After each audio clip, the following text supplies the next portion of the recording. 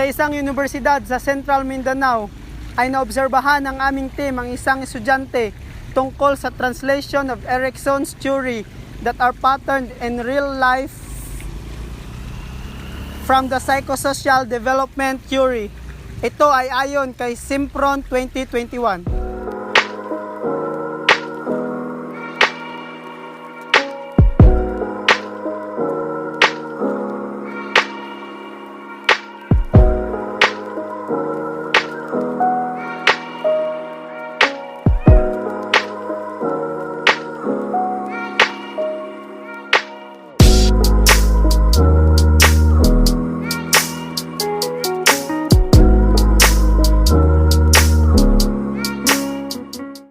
Good afternoon, sir.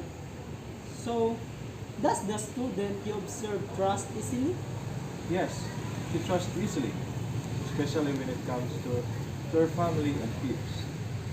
As what have you observed, why does the student trust so easily?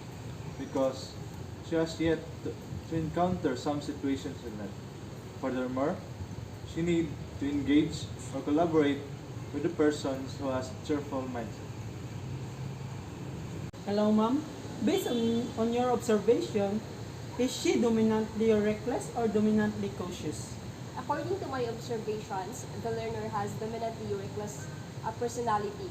She is willing to take risks and are capable of making decisions on the fly, which can have a negative impact on both the learners and the situation.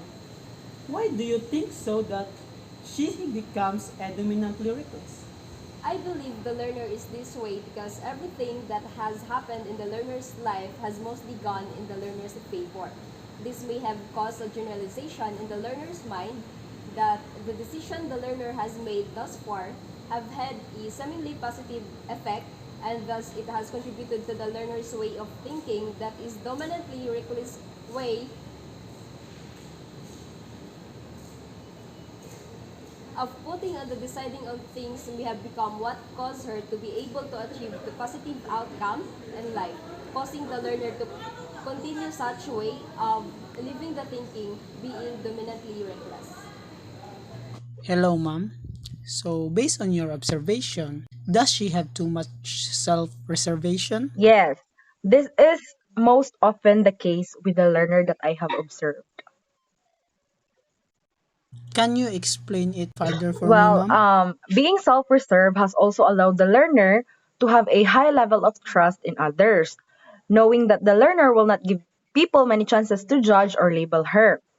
Furthermore, having the concept of self-preservation has brought up the learner's dominantly reckless attitude because being self-reserved allows the learner to make their own decisions without consulting others. Now, ma'am, how can you describe her sense of responsibility?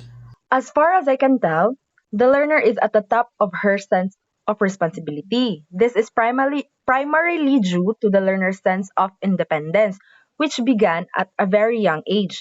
This sense of independence may have heightened the learner's awareness of her responsibilities, and particularly toward the learner's self and family. If you are to generally look at your descriptions, for you, ma'am, is it too much or too little? For me, the learner's sense of responsibility may have been excessive because especially given the learner's age. At this age, the learner is capable of carrying out her obligations to herself or herself as well to others. Furthermore, because of the learner's sense of responsibility, there has been almost no need for others to remind her of what she should be doing because the learner is more aware of what she needs to be doing than others are, which, given her adolescent age, is already quite an accomplishment. Can you please rate her, ma'am, on how far she knows herself? 10 could be the highest rating. I could give the learner a 9 for how well she knows herself.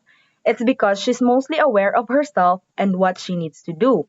The learner almost has a perfect sense of self combined with ambitions and a sense of responsibility. However, as an adolescent, there may still be concepts about the self that the learner is simply masking because the learner believes This is how society works.